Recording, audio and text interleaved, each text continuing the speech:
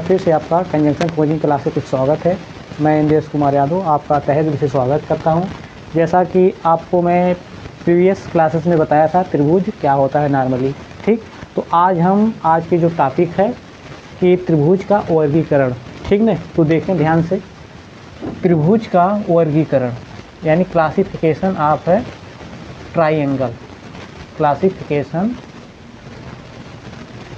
Classification of है triangle means त्रिभुज का वर्गीकरण।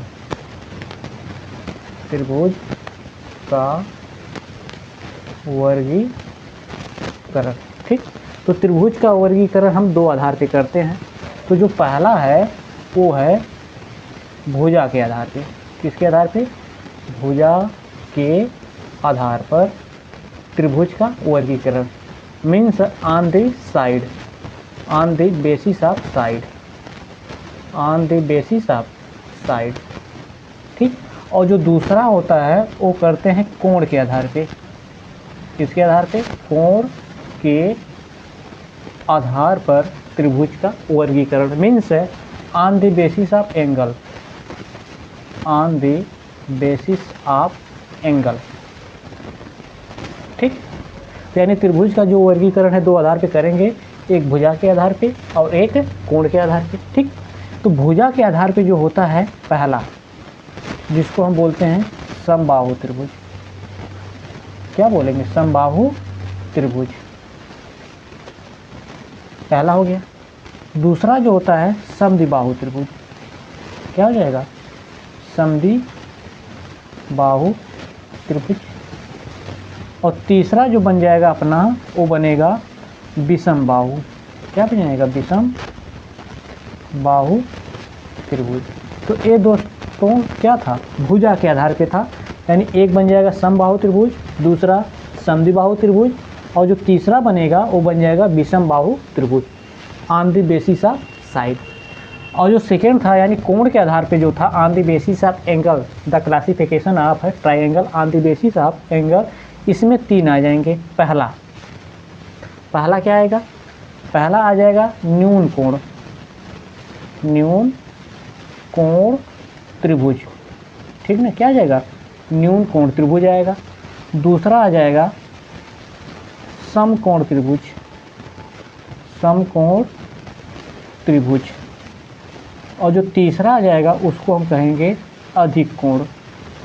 क्या बोलेंगे? अधिक कोण त्रिभुज। तो ये तो क्लासिफिकेशन था, यानी एक भुजा के आधार पे था और एक क्या था? कोण के आधार पे था। 6 होंगे। अब इनको हम एक एक करके डिटेल में पढ़ेंगे, ठीक ना। तो पहला जो है अपना ये भुजा के आधार पे है, तो इसमें जो पहला नंबर आता है समबाहु त्रिभुज। क्या पहला जो नंबर आता है समबाहु त्रिभुज को हम देखेंगे डिटेल में, ठीक। आइए देखते हैं। तो क्लासिफिकेशन हमने दो आधार पे किया, एक भुजा के आधार पे और एक कोण के आधार पे। तो भुजा के आधार पे 3 था, समबाहु था, समद्विबाहु था और विषमबाहु था। तो इसमें जो पहला है वो अपना है समबाहु त्रिभुज। क्या है? समबाहु त्रिभुज, ठीक ना, जिसको हम बोलते हैं इक्विलेटरल ट्राइंगल, इक्विलेटरल ट्राइंगल।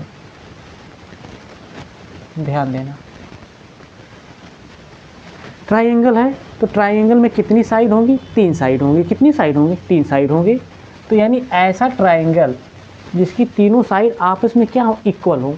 कहने का मतलब है ऑल साइड, यानी ऑल साइड क्या हो? इक्वल हो। ऑल साइड मतलब 3 साइड होती हैं और तीनों भुजा आपस में क्या हो? बराबर हो। तीनों भुजा आपस में क्या होती हैं? तीनों भुजा आपस में बराबर होती हैं। क्या होती हैं? बराबर होती हैं। तो ऐसे त्रिभुज को हम बोल देंगे समबाहु त्रिभुज। क्या बोलेंगे? समबाहु त्रिभुज बोलेंगे। और क्या होता है? जब ऑल साइड इक्वल हो गई तो उसके जो करस्पॉन्डिंग एंगल है, ध्यान देना, उसके करस्पॉन्डिंग यानी एंगल वो भी क्या होंगे? वो भी इक्वल होंगे।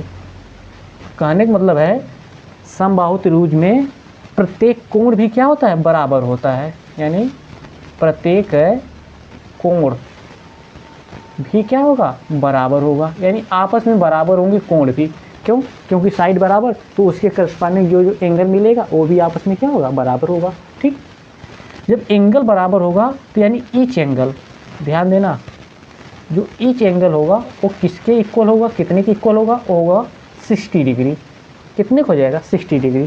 कहने का मतलब ये है कि प्रत्येक एंगल, ध्यान देना, प्रत्येक कोण की जो माप है, कोण की जो माप होती है वो कितनी डिग्री की होगी, 60 डिग्री की होगी। किस में बात हो रही है बच्चे, समबाहु त्रिभुज में हो रही, ठीक ना।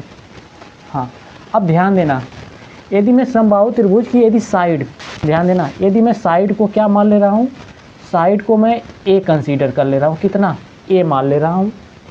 ठीक, तो इसका जो परिमाप है वो कितना आ जाएगा, परिमाप, तो परिमाप आ जाएगा दोस्तों 3a आएगा। कितना आ जाएगा, 3a आ जाएगा। ठीक, आ जाते हैं एरिया की बात कर लेते हैं। एरिया किसका, एरिया समबाहु त्रिभुज की एरिया।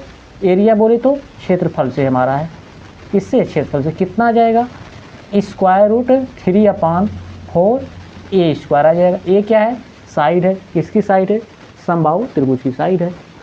और एक चीज़ और आता है हाइट, क्या आता है, हाइट। हाइट बोले तो समबाहु त्रिभुज की ऊंचाई, क्या, समबाहु त्रिभुज की ऊंचाई क्या होगी, तो ऊंचाई जो होगी वो हो जाएगा अपना स्क्वायर रूट 3/2a। तो दोस्तों ये था अपना समबाहु त्रिभुज के बारे में मोटी मोटी जानकारी। क्या पहली चीज़ है, तीनों साइड आपस में बराबर होंगी, सभी एंगल बराबर होंगे और हर एंगल जो होगा 60 डिग्री का होगा। यदि मैं साइड को ए ले रहा हूँ तो उसका जो परिमाप है कितना आ जाएगा, 3 गुणे ए, मतलब 3 गुणे भुजा आ जाएगा। और एरिया की बात करूँ तो स्क्वायर रूट 3/4 ए स्क्वायर आ जाएगा। और मैं उस ट्राइंगल की हाइट की बात करूँ तो स्क्वायर रूट 3/2 ए आ जाएगा। ठीक, तो ये तो था समबाहु त्रिभुज के बारे में। ठीक, हाँ, तो इसी तरह से हम कल के वीडियो में फिर उपस्थित होंगे।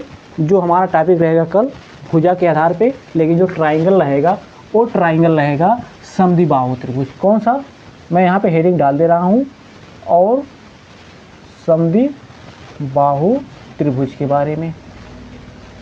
ठीक ना, तो ये तब तक के लिए मैं आपसे याद लेना चाहता हूँ। तो कल अपना जो टॉपिक चलेगा वो चलेगा समद्विबाहु त्रिभुज। ठीक, धन्यवाद दोस्तों।